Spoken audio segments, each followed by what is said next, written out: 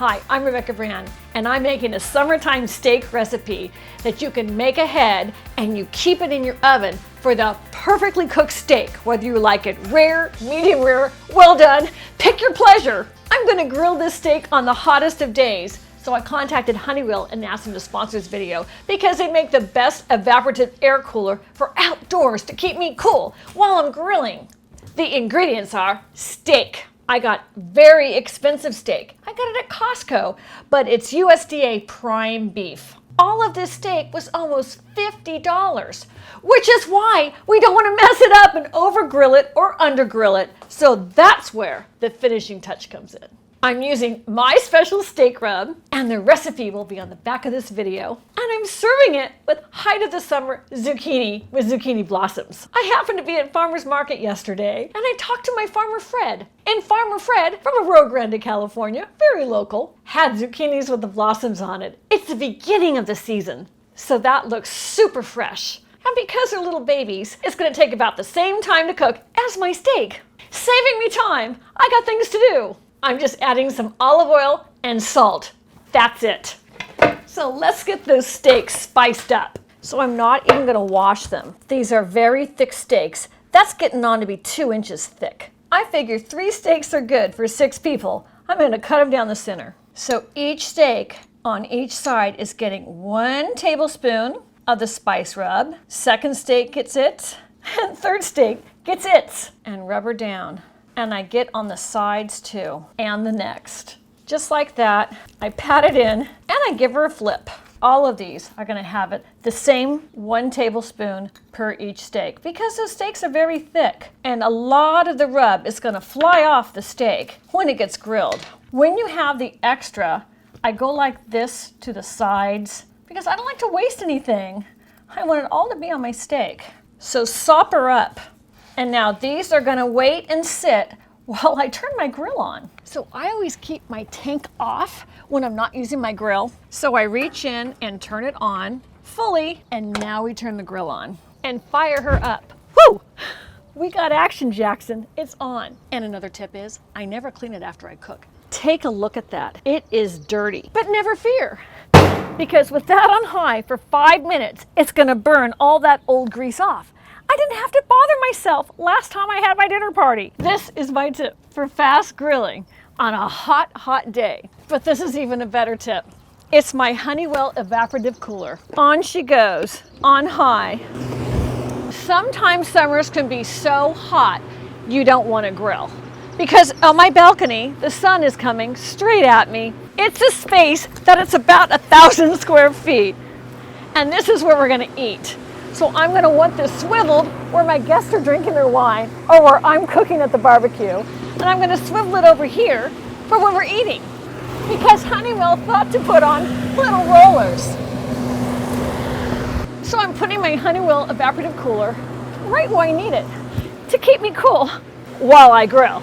This Honeywell portable evaporative air cooler came right to my door. It's relatively lightweight, so I could get it out to my balcony. And I opened the box. It's packaged really well so it doesn't get damaged during shipping. There was no assembly to do, which I loved. So I took it out of the box and put it right where I was going to use it. It uses standard electrical power, and it has a power cord right on the back. So I plugged that in. It also needs water because it's an evaporative cooler. It's going to evaporate water. So I filled it with my garden hose. And if you want to fill it manually, you can. You can just use a pitcher of water. It holds close to 11 gallons of water, which is a long time of cooling. And it came with these parts in case you want to hook it up to your garden hose for long hours of usage. You can have it permanently hooked up to your garden hose if your garden hose is on low. It knows when to stop the flow of water when the tank gets full. Honeywell has a special honeycomb, and that's where the water passes through. Check this out. It's patented, and that's what makes your air cooler run with extra cool air to keep you cool outside. Let me demonstrate. My head was hot, so I had it flow all through my hair. It shows you the power of that fan. It feels so good. The fan has 3 different speeds on it, 1, 2, and 3. And you can direct the fan to point up or down. On this hot day, boy, this really helped me cool off while I was getting ready for my dinner party.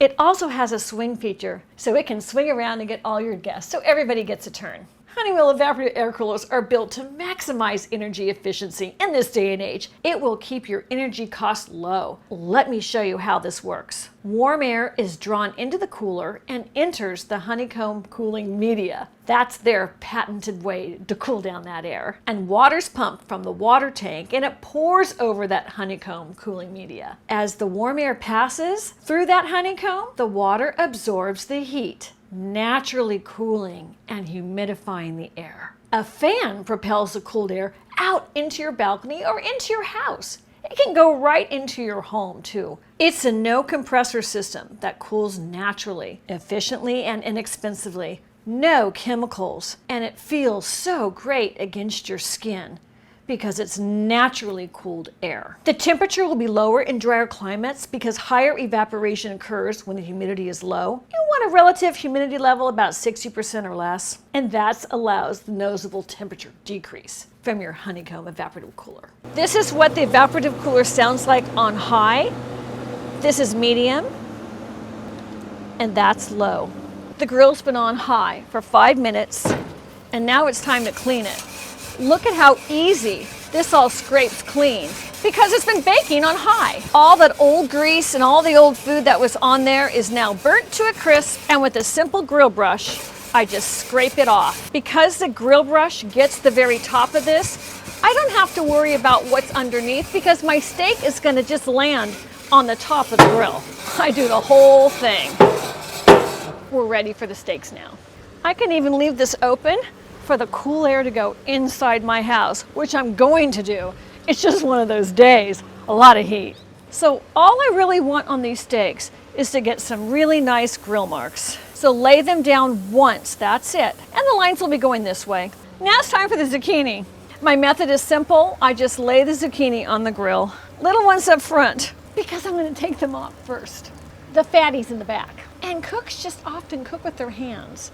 So I grab a little bit of the olive oil and just drizzle it right on there. It's gonna fire up the flame a little bit. And I like to put extra drizzle on those flower blossoms. And now a lot of salt, because the salt's really only gonna stick to where it got the oil, so you're gonna do extra.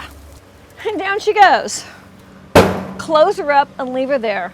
I'm gonna leave her there for about 5 minutes. In the meantime, turn your oven on to 180 degrees. It's been 5 minutes, so I'm checking the steak. I'm gonna use the rest of this because now that rub is gonna soak in now that there's been some heat on those steaks. Why not? You don't wanna waste it.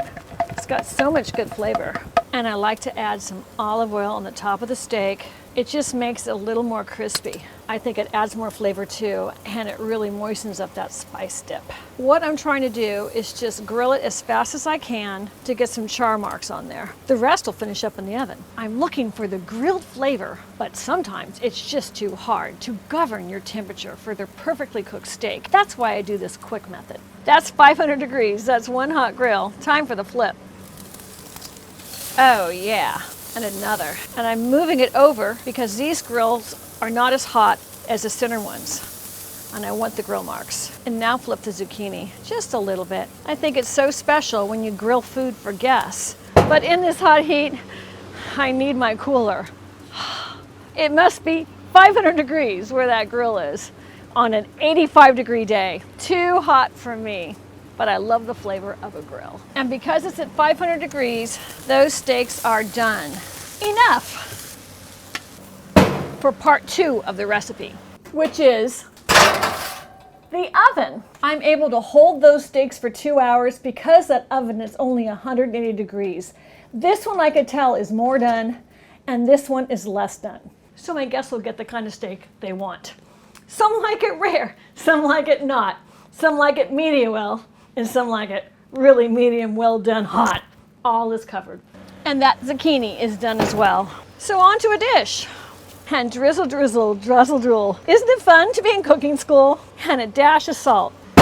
Time to turn our grill off, but I'm not gonna clean it. That'll be for next time. And by covering it in foil, it's gonna retain the moisture so it doesn't get dried out. And into the oven it goes. Now you get to relax until it's closer to serve time. And so to serve my dinner, I'm just gonna move my evaporative cooler right to the table. My guests are gonna be so cool as I collect them. Honeywell has figured it out to make my outdoor living space wonderful for entertaining during the summer. Now it's time for the party. Oh, there's the steak. You can see the juices have come out, but that's okay. And our zucchini. By cooking it at 180 degrees, you're also tenderizing that steak with a slower cook time for the finish up. I like to call this the bloody steak recipe because you can have the steak as bloody as you want and just finish it up in the oven. If you have someone that really wants a medium well, you could have cranked your oven up to 250. But as with most outside grills, they all have their hot spots, and this one got a little hotter than the rest. So I know this piece is going to be more medium. Or as this one, that's a little hunkier and fattier and is not as grilled, is much more to the rare side. And Mr. Triangle Edge, that's much more medium to medium well. I love the way these turned out. Look at those steaks. What a perfectly cooked center. Remember, if you wanted them more well done, just put them back in the oven at 250 for maybe about 20 minutes, and that'll give you medium to medium well.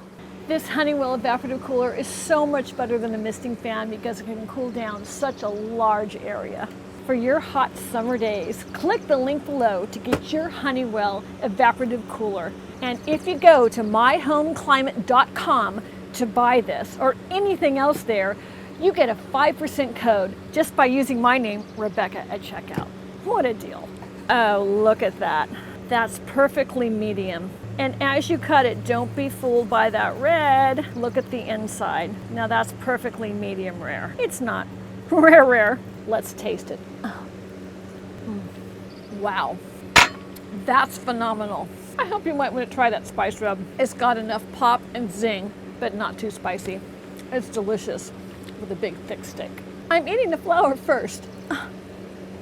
That is so delicate. It is a fresh taste of summer. I had to sample before my guests arrived. I'm Rebecca Brand. Thank you for watching. Subscribe to my channel and let's keep making great recipes in life. Like a recipe for a hot steak while keeping the cook cool.